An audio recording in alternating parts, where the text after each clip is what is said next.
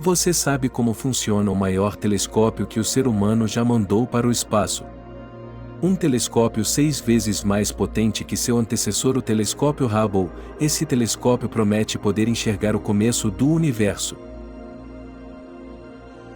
O telescópio espacial James Webb é um telescópio desenvolvido em conjunto pela NASA, a Agência Espacial Europeia, CSA, e a Agência Espacial Canadense, CSA, com a finalidade de colocar no espaço um observatório para captar a radiação infravermelha. O telescópio deverá observar a formação das primeiras galáxias e estrelas, estudar a evolução das galáxias, e ver os processos de formação das estrelas e dos planetas. O telescópio foi inicialmente denominado de Next Generation Space Telescope, ou NGST. O termo Next Generation refere-se ao fato que se pretende que ele venha a substituir o telescópio espacial Hubble, pois após o seu lançamento, novas tecnologias foram desenvolvidas, permitindo construir o novo telescópio sob uma nova concepção. Inicialmente, o James Webb estava previsto para ser lançado em algum momento entre 2007 e 2011, mas no entanto, com o tempo, o projeto ficou cada vez mais complexo. Havia a expectativa de se gastar até 3,5 bilhões de dólares, mas o equipamento acabou custando cerca de 10 bilhões de dólares. Havia ainda a expectativa de lançá-lo em 2018, mas a agência voltou a adiar. Finalmente, em outubro de 2021, o James Webb chegou à Guiana Francesa. A primeira data para lançamento era 18 de dezembro, mas técnicos descobririam uma falha, e por fim foi lançado 25 de dezembro de 2021. Quem foi James Webb? Como é comum em missões da NASA, o telescópio foi batizado por um pioneiro na exploração espacial. James Webb foi considerado uma figura-chave dentro da Agência Espacial dos Estados Unidos para implementar o projeto Apollo, que contou com missões tripuladas à Lua. Este telescópio tem a intenção de substituir parcialmente as funções do telescópio espacial Hubble. Sua massa equivale a aproximadamente metade do Hubble, porém seu espelho primário possui um diâmetro 2,5 vezes maior e uma área de espelho 6 vezes maior que a do Hubble, permitindo captar muito mais luz. O telescópio também deverá ter um melhor equipamento para captar a radiação infravermelha. Ele também deverá operar bem mais distante da Terra, orbitando no halo que constitui o segundo ponto de Lagrange L2. O que é ponto de Lagrange? Quando você tem dois objetos no sistema solar entre Terra-Lua, Terra-Sol, Terra-Marte, existem pontos que são de equilíbrio gravitacional, ou seja, se você jogar algo nesse ponto, uma nave, um satélite ou asteroide, isso vai ficar orbitando nesse ponto. O objeto não cai nem para a Terra e nem para o Sol, são pontos de equilíbrio gravitacional. E quem descobriu esses pontos gravitacionais foi um cara chamado Lagrange, foi um matemático, e ele também descobriu que entre a Terra e o Sol tem 5 pontos de Lagrange, e o James Webb vai ficar em um ponto específico chamado L2, temos um L1, L3, L4 e L5, entre a Terra e a Lua temos outros pontos de Lagrange, entre a Terra e Marte também. Os pontos de Lagrange, como calcular isso? Vamos pegar os dois objetos em questão, e você calcula as forças, igual quando você vai fazer um trabalho de física, aí você verá onde cada força gravitacional se anula. O ponto de Lagrange não é nenhuma novidade, o telescópio espacial Spitzer já orbitou nesse ponto, o Kepler e o Discovery que tira fotos aqui da Terra, também já orbitaram, esse é o ponto de Lagrange.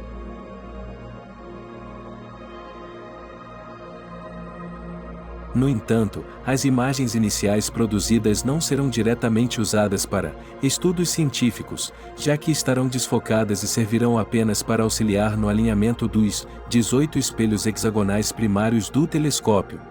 E nesse telescópio, a coisa mais importante é o espelho, ele funciona como uma espécie de lente, então quanto maior o espelho mais longe nós podemos enxergar, e com mais nitidez e mais qualidade. O Hubble tem um espelho com 2,4 metros de diâmetro que já é muito grande, já o James Webb tem um espelho de 6,5 metros de diâmetro, e para mandar isso para o espaço, era praticamente impossível, então tiveram que elaborar um sistema de mosaico, e quando ele chegasse ao espaço se desdobraria, e se encaixaria.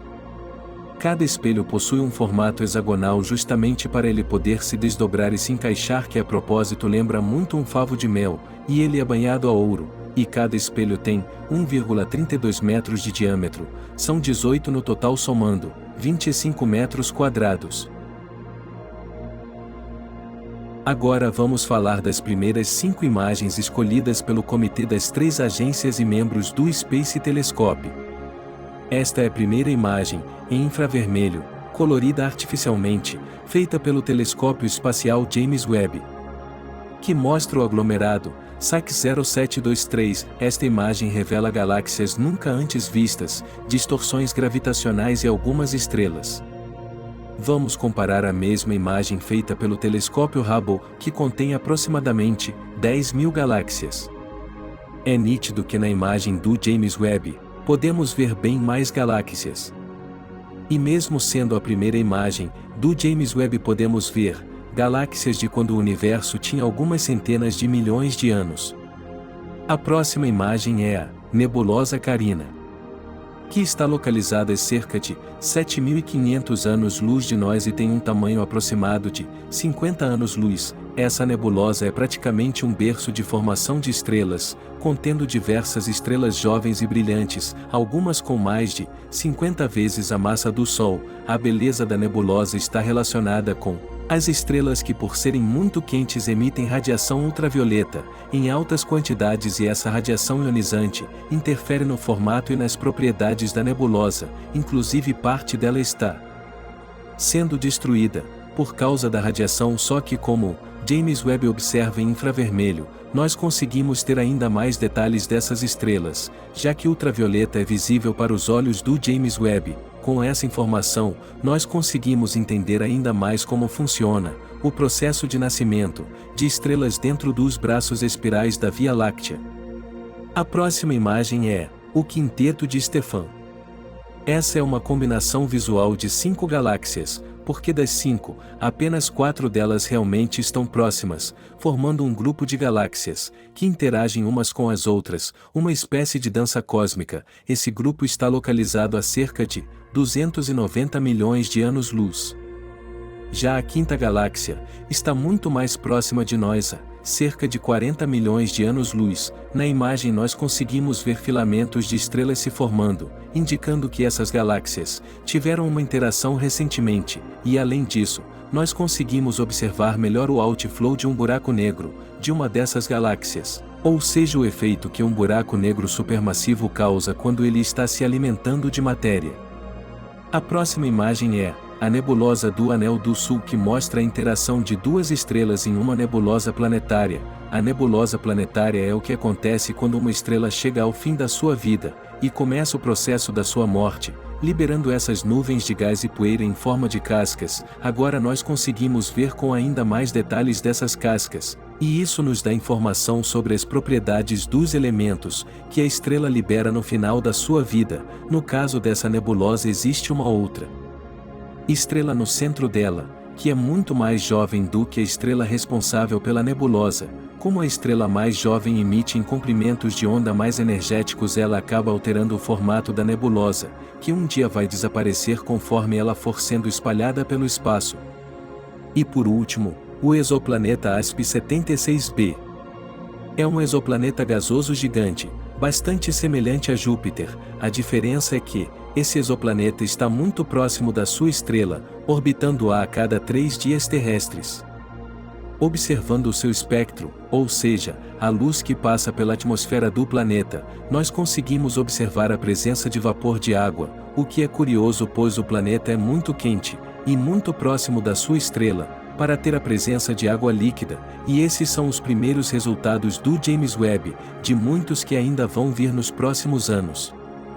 Bom, me despeço por aqui. Se gostou, dá um like, compartilhe e nos vemos nos próximos vídeos.